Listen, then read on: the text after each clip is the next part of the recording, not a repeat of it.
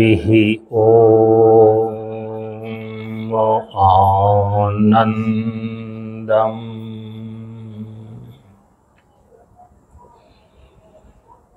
प्रशान्ते जीवन दर्शनम् नमो नारायण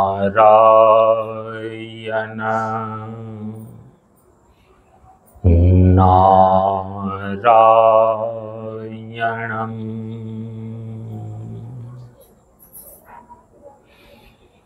सनातन धर्म के वैदिक परंपरा के अंतर्गत गुरु और शिष्य के बीच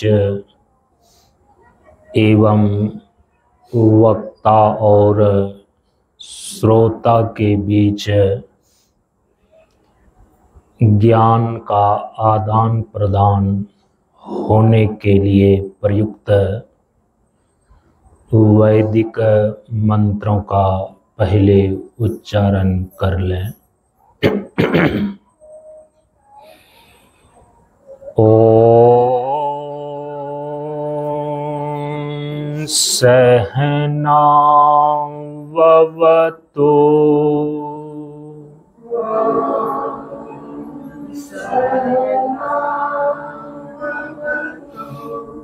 सहनौ भुनक्तु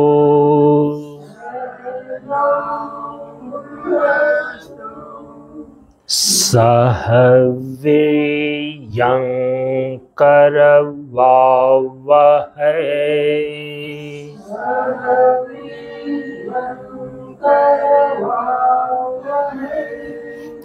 तेजस्विनावधीतमस्तु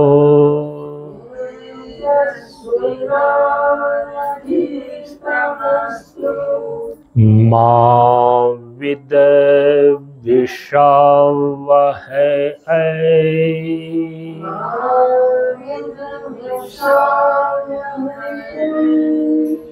ओम शांति शांति शांति।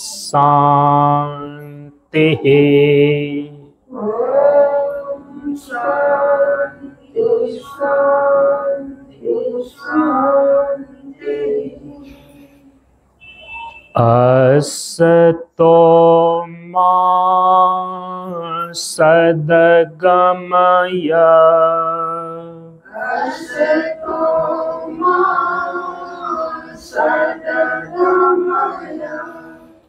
तमसो मा ज्योतिर्गमय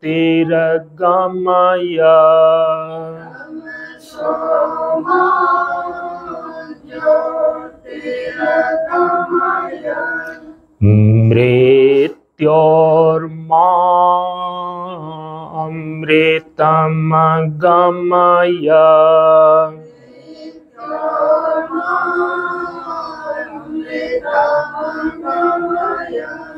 ओम शांति शांति शांति।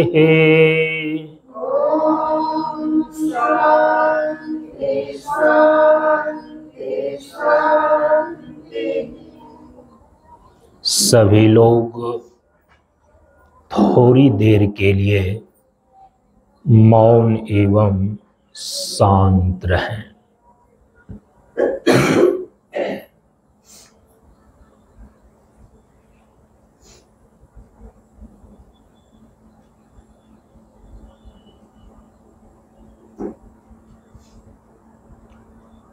नमो नारायण। ब्रह्मानंदं परम सुखदं केवलं ज्ञान मूर्तिम् द्वन्द्वातीतं गगन सदृशम्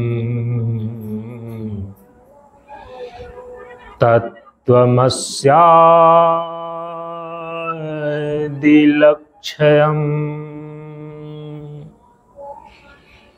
एकं नित्यं विमलमचलम् सर्वधि साक्षिभूतम्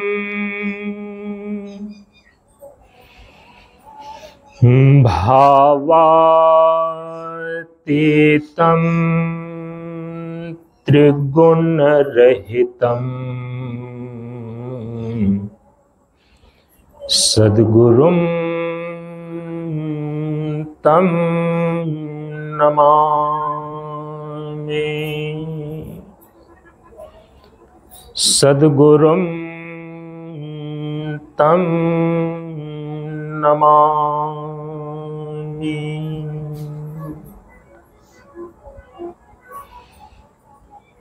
श्री गुरु चरण स्पर्श अनुभूति।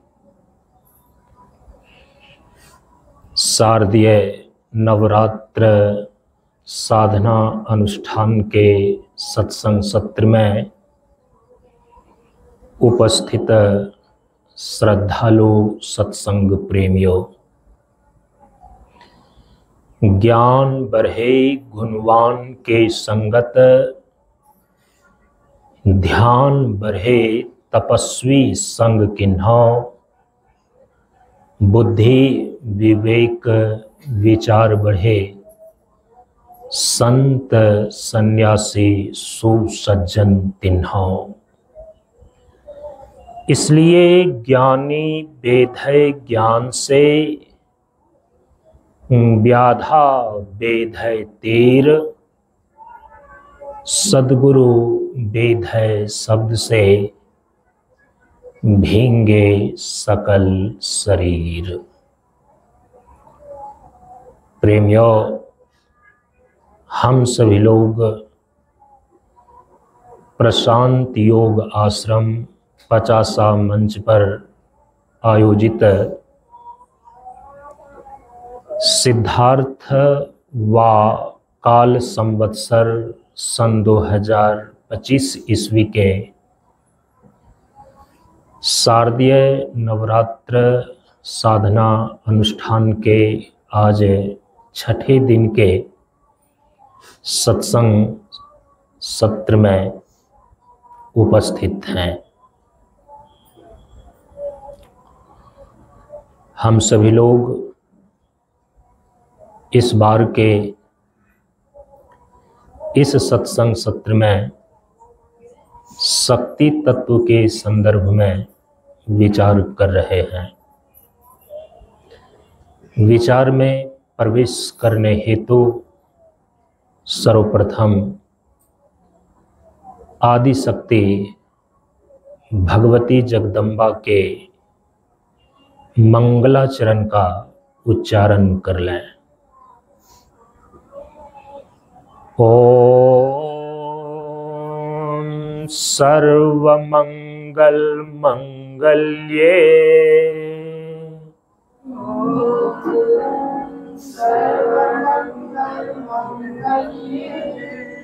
शिवे सर्वार्थ साधिके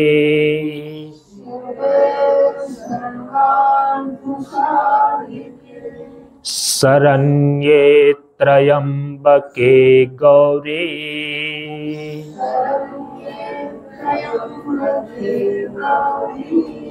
नारायणी नमोस्तुते।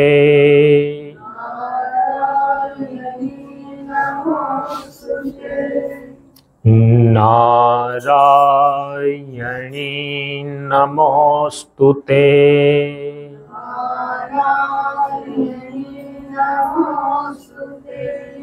ओम सर्वस्वरूपे सर्वेसे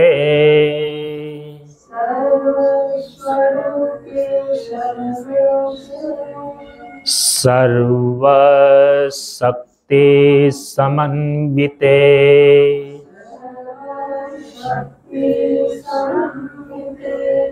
भयभ्यस्त्राहि नो देवी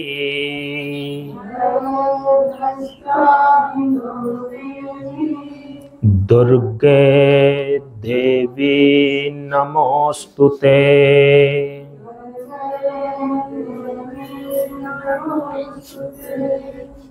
दुर्गे देवी नमोस्तुते।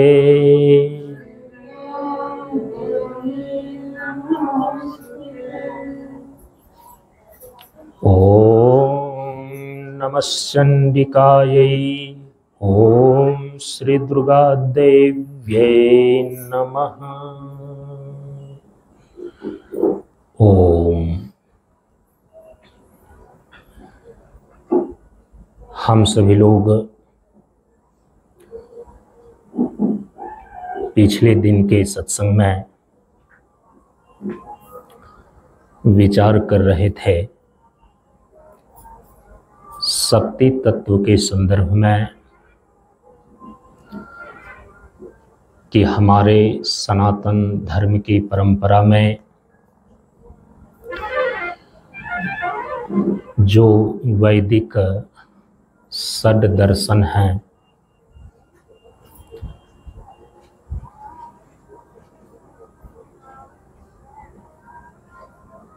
वे तत्व विचार की 6 कक्षाएं हैं, जिन तत्वदर्शी महापुरुषों ने वेद का प्रामाण्य स्वीकार करके वेद और श्रुति के आधार पर जीवन और सृष्टि के तत्वों का विचार किया है, तत्व का निश्चय किया है, उसको वैदिक दर्शन बोलते हैं, आस्तिक दर्शन बोलते हैं। और वे वैदिक आस्तिक दर्शन 6 हैं: कर्म मीमांसा दर्शन, वैशेषिक दर्शन, न्याय दर्शन, सांख्य दर्शन, योग दर्शन और वेदांत दर्शन।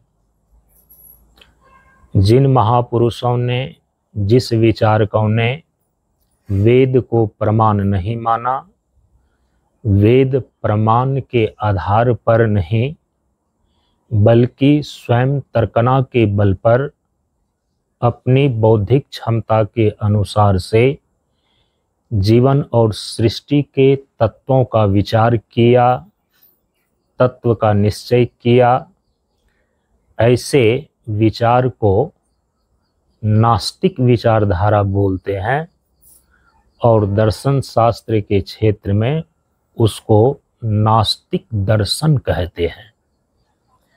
ऐसे नास्तिक विचारधारा वाले अवैदिक दर्शन 3 हैं, जिसमें सबसे पहला है चार्वाक दर्शन, जो चार्वाक नामक ऋषि के द्वारा प्रणीत है। दूसरा है जैन दर्शन, जो जैन धर्म के 24 तीर्थंकरों की वाणी का संकलन करके उनके आधार पर जैन दर्शन बनाया गया है, वे जैन दर्शन हैं। तीसरा नास्तिक अवैदिक दर्शन है बौद्ध दर्शन। भगवान बुद्ध के विचारों को लेकर उनके अनुयायियों के द्वारा जिस दर्शन का प्रणयन हुआ है उसको बोलते हैं बौद्ध दर्शन। तो चार्वाक, जैन और बौद्ध, ये 3 नास्तिक दर्शन हैं अवैदिक दर्शन है, क्योंकि ये वेद को प्रमाण नहीं मानते। हम सभी लोग वेद प्रमाण्य को स्वीकार करने वाले जो तत्वदर्शी महापुरुष षड दर्शन के प्रणेता हुए, कर्म मीमांसा दर्शन के प्रणेता महर्षि जैमिनी, वैशेषिक दर्शन के प्रणेता महर्षि कणाद, न्याय दर्शन के प्रणेता महर्षि गौतम, सांख्य दर्शन के प्रणेता महर्षि कपिल, योग दर्शन के प्रणेता महर्षि पतंजलि और वेदांत दर्शन के प्रणेता भगवान वेदव्यास महर्षि बादरायण, इनके द्वारा जो तत्व विचार किया गया है, इन 6 महापुरुषों के द्वारा, जो 6 वैदिक दर्शन कहलाते हैं, उन 6 वैदिक आस्तिक दर्शनों के आधार पर शक्ति तत्व के स्वरूप को समझने का हम सभी लोग प्रयास कर रहे हैं। जो लोग पिछले दिन के सत्संग में उपस्थित रहे, जिन्होंने पिछले दिन के सत्संग का श्रवण किया है,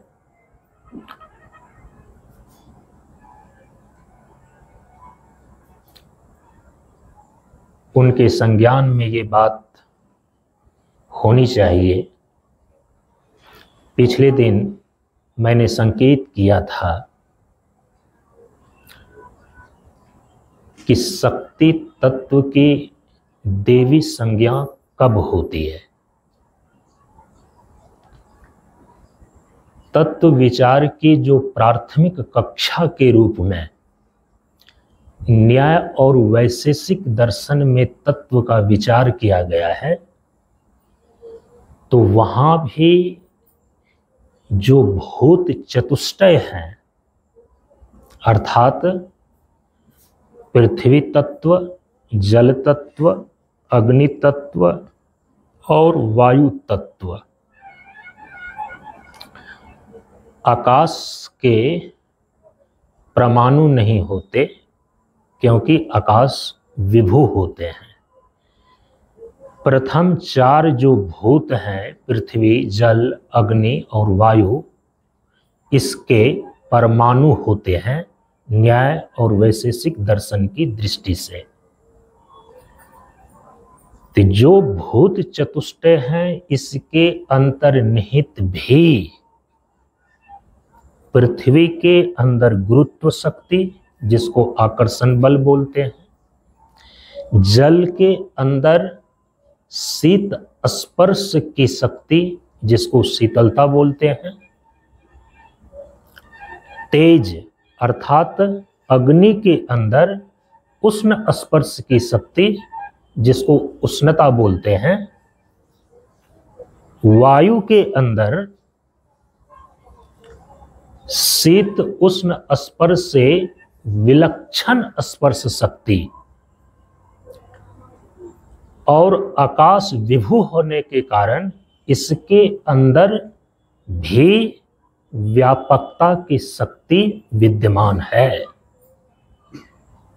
वैशेषिक दर्शन कहते हैं कि इस भूत चतुष्टय के अंदर ये शक्ति है। पृथ्वी के अंदर गुरुत्व शक्ति, जल के अंदर शीतलता की शक्ति, तेज अर्थात अग्नि के अंदर उष्णता की शक्ति और आकाश के अंदर व्यापकता की शक्ति। और सामान्य रूप से हम सभी लोग व्यवहारिक धरातल पर इन 5 तत्वों के साथ इसी शक्ति के आधार पर व्यवहार करते हैं। यदि तरास, प्यास, तृषा मिटानी हो तो वो शीतलता से मिटेगी। तो जो शीतलता की शक्ति से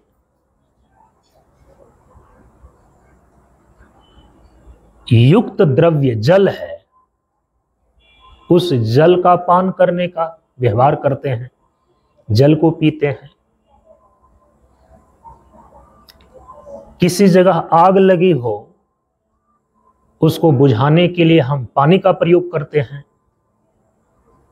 क्योंकि आग में जो जलन है वो बुझेगी शीतलता से, और शीतलता की शक्ति है किसमें?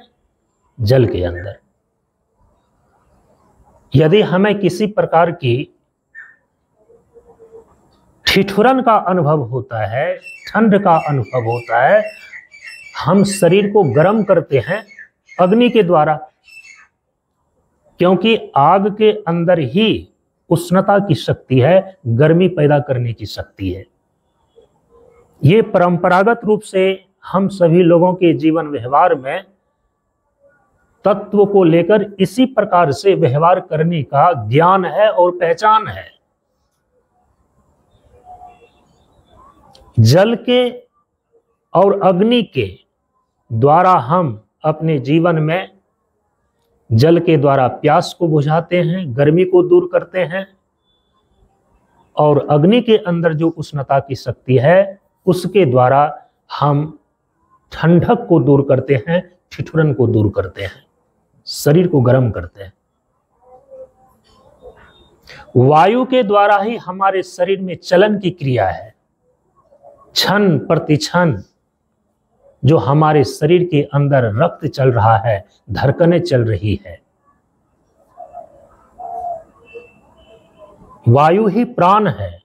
जिंदगी क्या है? श्वास का घर है। श्वास क्या है? चलती हवा भर है। ये चलन की क्रिया, ये चलन की शक्ति, प्राण की शक्ति वायु के अंदर है। इसीलिए गति विशेष हमारे जीवन के व्यवहार में जो होता है वह वायु के विशेष प्रयोग के माध्यम से होता है। जेट विमान की यात्रा करते हैं, अंतरिक्ष में यान को भेजा जाता है, तो यह जो एक गति विशेष का व्यवहार है उसके पीछे कौन सा तत्व काम कर रहा है? वायु तत्व, क्योंकि वायु के अंदर ही चलन शक्ति है। और ये आकाश सभी को, शेष सभी भूतों को और शेष सभी प्राणियों को आश्रय प्रदान करता है, अवकाश प्रदान करता है, खाली जगह देता है व्यवहार करने के लिए, उनके अस्तित्व को बनाए रखने के लिए। यदि आकाश खाली जगह ना दे, न तो पृथ्वी तत्व का व्यवहार हो सकता है, न जल तत्व का व्यवहार हो सकता है, न अग्नि तत्व का व्यवहार हो सकता है, न वायु तत्व का व्यवहार हो सकता है। ये जो भूत चतुष्टय कार्य रूप से अपना काम कर रहा है वह विभु आकाश का अवकाश पाकर के कर रहा है। ये वैशेषिक दर्शन आपको बतला रहा है। तो भूत चतुष्टय का व्यवहार और भूत चतुष्टय के अंतर्निहित शक्ति तो देखी जाती है, लेकिन यहां शक्ति तत्व पर विचार करने के संदर्भ में हम ये बताना चाह रहे हैं, ये समझना चाह रहे हैं, क्या वैशेषिक और न्याय दर्शन की दृष्टि से जो भूत चतुष्टय के अंदर विद्यमान शक्ति है इसको देवी की संज्ञा दी जा सकती है क्या? हम दुर्गा सप्तशती में प्रतिदिन पाठ करते हैं, या देवी सर्वभूतेषु शक्ति रूपेण संस्थिता नमस्तस्यै नमस्तस्यै नमस्तस्यै नमो नमः। और पिछले दिन बता करके आए हैं कि सर्वभूतेषु का अर्थ क्या है। भूतेषु का अर्थ है सभी पदार्थों में, भूतेषु का अर्थ है सभी प्राणियों में। जो जड़ात्मक रूप से अचल वस्तु है उसको जड़ पदार्थ बोलते हैं। तो भूत माने पदार्थ, जड़ पदार्थ वस्तु, और भूत माने जो चल वस्तु है, गतिशील वस्तु है, अर्थात सभी प्रकार के प्राणी। तो भूत के दो अर्थ ग्रहण किए जाते हैं, पदार्थ और प्राणी। और जब बोलते हैं सर्वभूतेषु तो सर्व माने सभी प्रकार के, सभी प्रकार के जड़ पदार्थ और सभी प्रकार के चेतन प्राणी। सभी प्रकार के जड़ पदार्थ का मतलब क्या है? जितने भी प्रकार के जड़ तत्व हैं, सांख्य की भाषा में बोले प्रकृति से लेकर के पृथ्वी पर्यंत,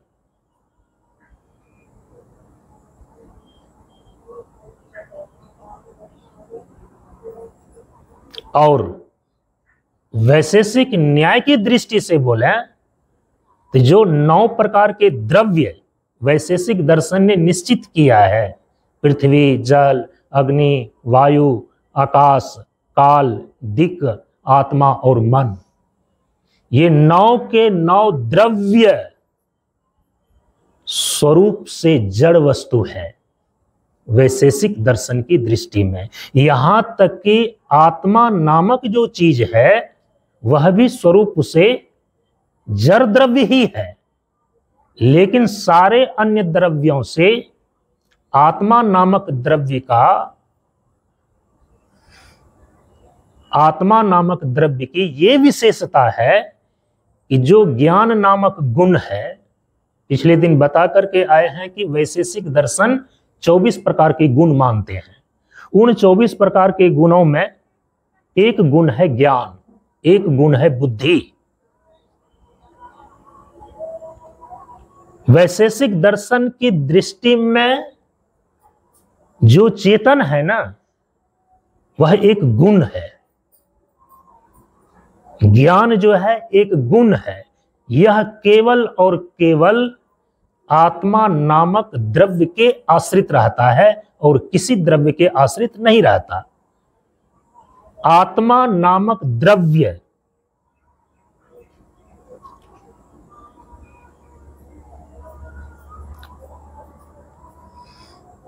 आत्मा नामक द्रव्य में जो ज्ञान नामक गुण आश्रित है, इसी गुण के कारण से आत्मा किसी भी चीज को जानता है, किसी भी चीज को पहचानता है और किसी भी चीज को समझता है। वैशेषिक दर्शन की दृष्टि में आत्मा स्वयं एक द्रव्य है, और द्रव्य की परिभाषा है कि जो किसी न किसी गुण का आश्रय हो, तो गुणाश्रयी को हम द्रव्य बोलते हैं। तो 9 द्रव्यों में आत्मा नाम का भी एक द्रव्य है, और उस आत्मा नामक द्रव्य में ज्ञान नामक गुण आश्रित है, और उसी ज्ञान गुण के कारण से आत्मा किसी भी चीज को जान पाता है, किसी भी चीज को पहचान पाता है और किसी भी चीज को समझ पाता है। वैशेषिक दर्शन की दृष्टि में ज्ञान जो है आत्मा का गुण है, ज्ञान जो है आत्मा का स्वरूप नहीं है। ज्ञान अर्थात चेतना और चेतन नामक जो वस्तु है, वैशेषिक दर्शन की दृष्टि में यह आत्मा का एक पेटेंट लक्षण है, एक उनका व्यक्तिगत गुण है। 9 द्रव्यों में से किसी अन्य 8 द्रव्यों में ये ज्ञान नामक, चेतना नामक गुण नहीं पाया जाता। केवल आत्मा द्रव्य के आश्रित ही ज्ञान नामक गुण रहता है, ये वैशेषिक दर्शन कहता है। और उसी ज्ञान के कारण से आत्मा किसी भी अन्य वस्तु को जानता है, पहचानता है और समझता है।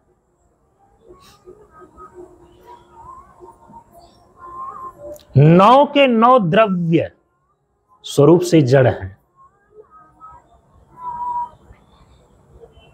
तो जितने भी जड़ पदार्थ हैं, सर्वभूतेषु, सभी प्रकार के जड़ पदार्थों में,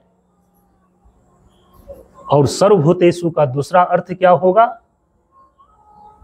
सभी प्रकार के चेतन प्राणियों में। चेतन प्राणी माने जो चल जीव हैं, एक चींटी से लेकर के ब्रह्मा तक के शरीर में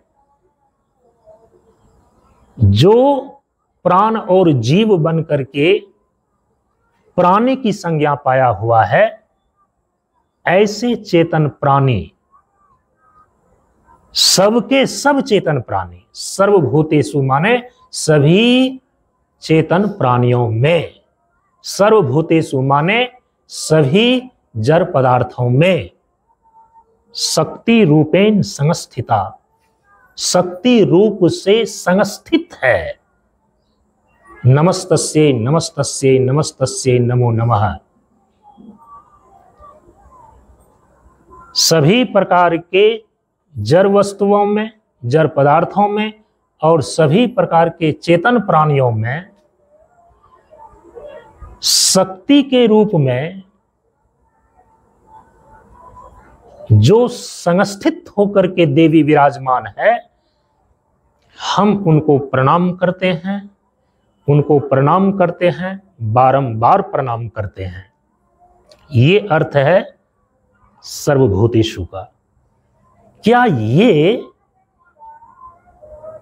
जो कहा जा रहा है कि या देवी सर्वभूतेषु शक्ति रूपेण संस्थिता, कि सभी जड़ पदार्थों में और सभी चेतन प्राणियों में शक्ति के रूप में जो विराजमान है, उस देवी को मैं बारंबार प्रणाम कर रहा हूं, क्या ये अर्थ न्याय और वैशेषिक दर्शन की दृष्टि में जो भूत चतुष्टय के अंदर अंतर्निहित शक्ति, पृथ्वी के अंदर गुरुत्व शक्ति, जल के अंदर शीतलता की शक्ति, तेज के अंदर उष्णता की शक्ति, वायु के अंदर शीत उष्ण स्पर्श से विलक्षण स्पर्श की शक्ति, चलन शक्ति, और आकाश के अंदर जो व्यापकता की शक्ति है, क्या इस शक्ति को देवी की संज्ञा प्राप्त है, देवी कह सकते हैं? पिछले दिन यह स्पष्ट हो गया है कि हम न्याय और वैशेषिक की दृष्टि से जो भूत चतुष्टय के अंतर्निहित शक्ति है, उसको देवी की संज्ञा नहीं दे सकते। क्यों नहीं दे सकते? क्योंकि जो ही देवी शब्द बोलते हैं ना, तो देवी शब्द के द्वारा चेतना का बोध होता है, देवी शब्द के द्वारा चैतन्य मूर्ति ध्वनित होती है, कोई जड़ वस्तु ध्वनित नहीं होती, जड़ वस्तु का बोध नहीं होता। देवी शब्द का उच्चारण करने से और देवी शब्द कहने से ही चेतना संपन्न आकृति का बोध होता है या चैतन्य मूर्ति का बोध होता है। वैशेषिक दर्शन में तो भूत चतुष्टय के परमाणु स्वरूप से जड़ हैं, वह किसी चेतन तत्व पर आश्रित नहीं है, किसी चेतन अधिष्ठान पर अध्यस्त नहीं है। भूत चतुष्टय के परमाणु स्वरूप से जड़ होते हुए प्रत्येक की सत्ता स्वतंत्र है, और यदि प्रत्येक की सत्ता स्वतंत्र है तो उन तत्वों के अंतर्निहित जो शक्ति है, हम उनको देवी नहीं कह सकते। तो तत्व विचार की प्राथमिक कक्षा के रूप में जो न्याय और वैशेषिक दर्शन ने तत्व विचार किया है, और उनके तत्व मीमांसा में भूत चतुष्टय के अंदर जो अंतर्निहित शक्ति है, जड़ स्वरूप होने के कारण से, किसी चेतन सत्ता पर अधिष्ठित नहीं होने के कारण से, हम उस शक्ति को देवी की संज्ञा नहीं दे सकते, उसको देवी नहीं कही जा सकती। अच्छा, तत्व विचार की जो माध्यमिक कक्षा है, दूसरे धरातल के स्तर पर माध्यमिक कक्षा के रूप में जो तत्व विचार किया गया है, जिसके अंदर सांख्य दर्शन और योग दर्शन आते हैं। पिछले दिन ये बता करके आए हैं कि तत्व विचार की जो 6 कक्षाएं हैं, यदि उसको समझने के लिए मुख्य रूप से 3 क्लास में, प्राथमिक अर्थात प्राइमरी, माध्यमिक अर्थात मिडिल, और तीसरे नंबर पर उसको अंतिम बोल सकते हैं। ऐसे बीच में और कई श्रेणियां बनाई जा सकती है, हाई हैं, हायर हैं, हाईएस्ट हैं, इत्यादि इत्यादि, उच्च हैं, उच्चतर हैं, उच्चतम हैं। इन तीनों को मिलाकर के एक क्लास आप बना लीजिए और उसको कह सकते हैं तत्व विचार की अंतिम कक्षा। हाई, हायर और हाईएस्ट क्लासेस के जो तत्व विचार हैं, उसके रूप में वेदांत दर्शन का विचार आता है। मिडिल अर्थात माध्यमिक क्लास के स्तर का जो तत्व विचार है, उसके अंदर सांख्य दर्शन के तत्व विचार और योग दर्शन के तत्व विचार आते हैं। लेकिन प्राइमरी स्तर का जो तत्व विचार है, वो न्याय दर्शन और वैशेषिक दर्शन के द्वारा किए गए तत्व विचार आते हैं। तो न्याय और वैशेषिक दर्शन के द्वारा जो तत्व विचार किया गया है, प्राइमरी क्लास का जो तत्व विचार है, उसके आधार पर तो यह स्पष्ट हो गया कि भूत चतुष्टय के अंदर जो अंतर्निहित शक्ति है, सांख्य और वैशेषिक और न्याय के दृष्टिकोण से उस शक्ति को देवी की संज्ञा नहीं दी जा सकती। मिडिल क्लास के स्तर का जो तत्व विचार है, जिस तत्व विचार को सांख्य दर्शन और योग दर्शन में किया गया है, इस माध्यमिक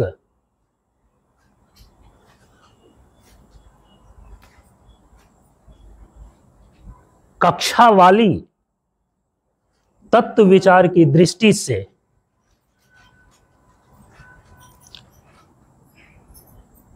सांख्य दर्शन में जो तत्व का विचार किया गया है, सिद्धांत रूप से ये सारी बातें योग दर्शन को स्वीकार है। पिछले दिन बता करके आए हैं कि सांख्य दर्शन ने 2 मौलिक अनादि तत्व को माना। एक मौलिक अनादि तत्व है प्रकृति और दूसरा मौलिक अनादि तत्व है पुरुष। यहां प्रकृति का अर्थ है जड़ तत्व की सत्ता और पुरुष शब्द का अर्थ है चेतन तत्व, आत्मा की सत्ता। तो सांख्य दर्शन ने 2 मौलिक अनादि तत्व माने हैं, प्रकृति और पुरुष। प्रकृति जो जड़ तत्व की सत्ता है, यह त्रिगुणात्मक है, नित्य है, स्वतंत्र है और नित्य परिणामी है, जिसके परिणाम के कारण से जगत के सभी सूक्ष्म और स्थूल तत्व, महातत्व से लेकर के स्थूल भूत पर्यंत 23 प्रकार के तत्वों की उत्पत्ति होती है। प्रकृति से लेकर के पृथ्वी पर्यंत जड़ तत्व की कुल 24 संख्या सांख्य दर्शन निश्चित करता है। तत्वों की संख्या निश्चित करने के कारण से ही इसका नाम पड़ गया सांख्य दर्शन। प्रकृति से लेकर के पृथ्वी तक जो जड़ तत्व की संख्या 24 होती है और उधर पुरुष के रूप में एक चेतन तत्व, संख्या में पुरुष भी असंख्य हैं सांख्य दर्शन की दृष्टि में, लेकिन उन्होंने एक चेतन तत्व को अलग रखा तो उसको मिलाकर के जड़ तत्व 24 और एक चेतन तत्व 25, कुल गिन गिनाए 25 तत्व ही सांख्य दर्शन में हैं। और इन 25 तत्वों को योग दर्शन भी ज्यों का त्यों स्वीकार करता है, केवल समाधि का शीघ्रतम लाभ प्राप्त करने के लिए ईश्वर प्रणिधानात वा एक योग सूत्र है, उसके द्वारा क्लेश कर्म विपाक आशय से अपरामृष्ट पुरुष विशेष के रूप में एक ईश्वर की सत्ता को स्वीकार करता है योग दर्शन। तो 26वां तत्व के रूप में योग दर्शन के अंदर ईश्वर है। तो माध्यमिक स्तर का जो यह तत्व विचार सांख्य और योग के द्वारा प्रस्तुत किया गया है, क्या इसकी दृष्टि में इन तत्वों के अंदर जो सन्निहित शक्ति है, इसको देवी की संज्ञा दी जा सकती है क्या?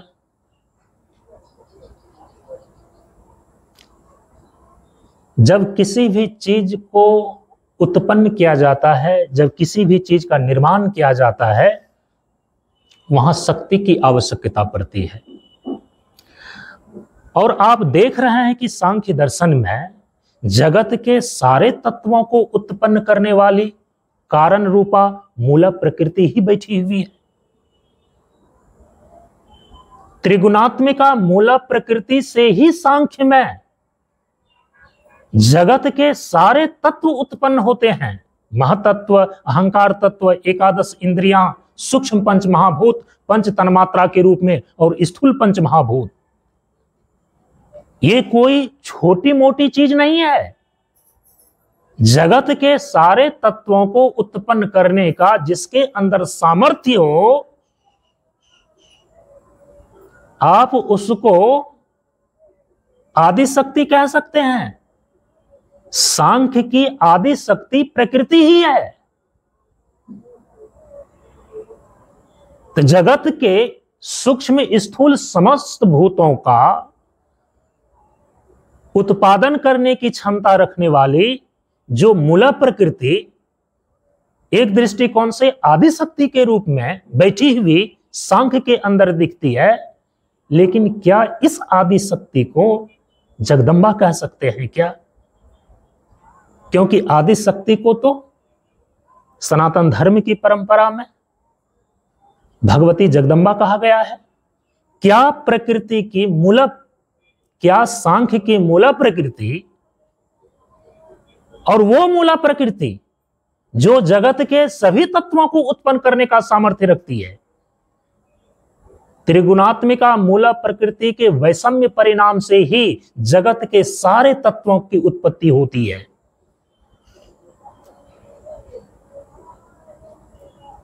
जगत के सारे तत्वों को उत्पन्न करने वाली त्रिगुणात्मिका मूल प्रकृति सांख्य की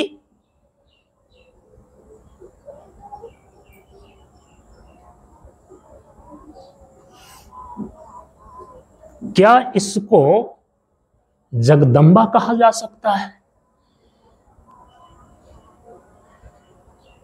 जैसे आदि शक्ति के रूप में प्रसिद्धि है जगदम्बा की, आदि शक्ति माने भगवती जगदम्बा। क्या सांख्य की त्रिगुणात्मिका मूल प्रकृति जो जगत के सारे तत्वों को उत्पत्ति करने की जननी है, आदि शक्ति आप उसको कह सकते हैं? इतना सामर्थ्य है उसके अंदर। इतना सामर्थ्य होते हुए भी क्या सांख्य की प्रकृति को जगदम्बा की संज्ञा दे सकते हैं क्या?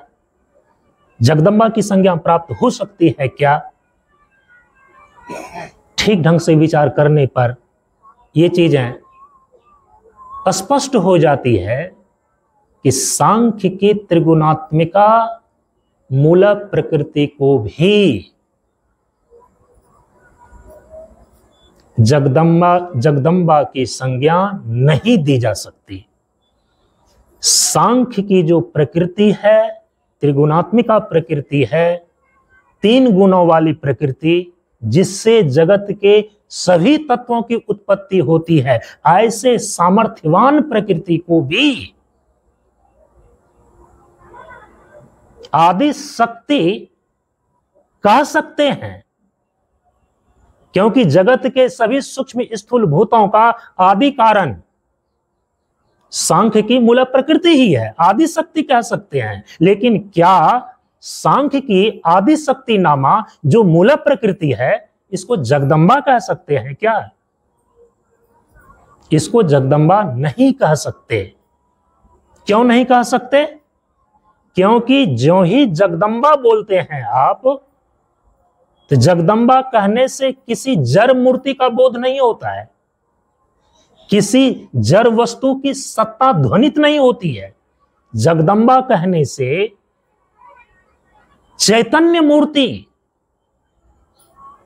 जगदम्बा कहने से चैतन्य मूर्ति का बोध होता है, जबकि सांख्य की जो मूल प्रकृति है वह स्वरूप से जड़ है, वह किसी भी चेतन सत्ता पर अध्यस्त नहीं है, वह किसी चेतन सत्ता पर अधिष्ठित नहीं है। सांख्य की प्रकृति स्वरूप से जड़ है और किसी भी चेतन की सत्ता पर अधिष्ठित नहीं होकर बिल्कुल स्वतंत्र है। तो किसी चेतन सत्ता पर अधिष्ठित नहीं होने के कारण से और बिल्कुल स्वतंत्र होने के कारण से भले ही सांख्य की प्रकृति नित्य परिणामी होने के कारण स्वयं ही परिणमित होकर के जगत के सूक्ष्म और स्थूल सभी 23 प्रकार के तत्वों की उत्पत्ति कर देता है, जिस कारण से इतनी बड़ी सामर्थ्य होने के बावजूद भी सांख्य की प्रकृति को जगदम्बा की संज्ञा नहीं प्राप्त होती। सांख्य की त्रिगुणात्मिका और इतनी सामर्थ्यवान मूल प्रकृति स्वरूप से जड़ है, स्वतंत्र है, किसी चेतन सत्ता पर अधिष्ठित नहीं है। इसीलिए सांख्य की मूल प्रकृति को जगदम्बा की संज्ञा नहीं दे सकते, क्योंकि जगदम्बा कहने पर चैतन्य मूर्ति का बोध होता है। जगदम्बा जो है यह चेतना सत्ता की जो है ना, चेतना सत्ता की मूर्ति का ये द्योतक है। और सांख्य की मूल प्रकृति जड़ की सत्ता होने के कारण से किसी चेतन सत्ता पर अधिष्ठित न होने के कारण से उसको आदि शक्ति उपचरित उसमें तो होता है, आदि शक्ति के रूप में देखी तो उसको जाती है, लेकिन आदि शक्ति नामा सांख्य की त्रिगुणात्मक प्रकृति जगदम्बा की संज्ञा प्राप्त नहीं कर सकती। फिर त्रिगुणात्मिका मूल प्रकृति जो आदि शक्ति के रूप में है, यह भगवती की जगदम्बा, यह भगवती जगदम्बा की संज्ञा आखिर प्राप्त किस दृष्टि से किया है? तत्व विचार की जो अंतिम कक्षा है, जिसको बोलते हैं वेदांत दर्शन, उस वेदांत दर्शन की दृष्टि में वहां जो तत्व का विचार किया गया है, उसके अनुसार से त्रिगुणात्मिका मूल प्रकृति चेतन ब्रह्म पर अधिष्ठित होने के कारण से फिर यह त्रिगुणात्मिका मूल प्रकृति व त्रिगुणात्मिका माया चेतन ब्रह्म पर अधिष्ठित होने के कारण से आदि शक्ति भगवती जगदम्बा की संज्ञा प्राप्त कर लेता है। क्योंकि वेदांत के अंदर जो अंतिम तत्व विचार किया गया है वहां पर भी प्रकृति और माया शब्द का प्रयोग किया गया है। प्रकृति व माया दोनों ही त्रिगुणात्मक है, 3 गुणों वाली है, लेकिन स्वतंत्र नहीं है। सांख्य की प्रकृति स्वरूप से जड़ होते हुए स्वतंत्र है, किसी चेतन सत्ता पर अधिष्ठित नहीं है। इसीलिए वह जड़ की जड़ ही रह जाती है, उसमें कभी चेतना आती ही नहीं। आप देखते हैं कि जैसे जल है शीतल, लेकिन उसी जल को किसी बटलोही में या कढ़ाई में रख करके जब आग पर चढ़ा देते हैं तो आग की उष्णता का सूक्ष्म स्तर से शीतल जल के परमाणुओं में संचरण होता है और धीरे धीरे पानी गर्म हो जाता है, उष्ण हो जाता है। तो जैसे शीतल जल में अग्नि के संस्पर्श से उष्णता का संचरण हो जाता है, यह हुआ कब?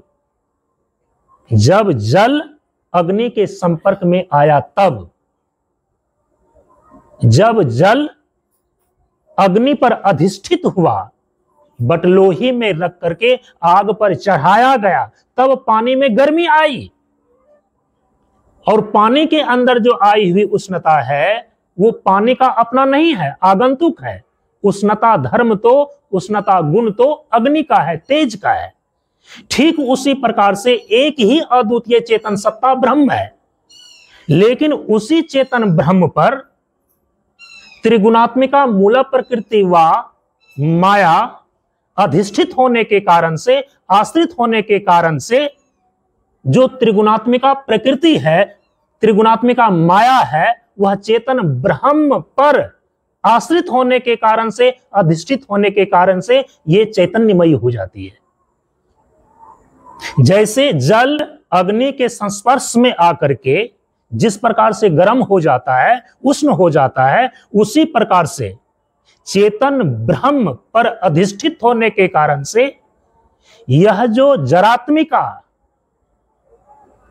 त्रिगुणात्मिका मूल प्रकृति व त्रिगुणात्मिका माया है, यह चैतन्यमयी हो जाती है।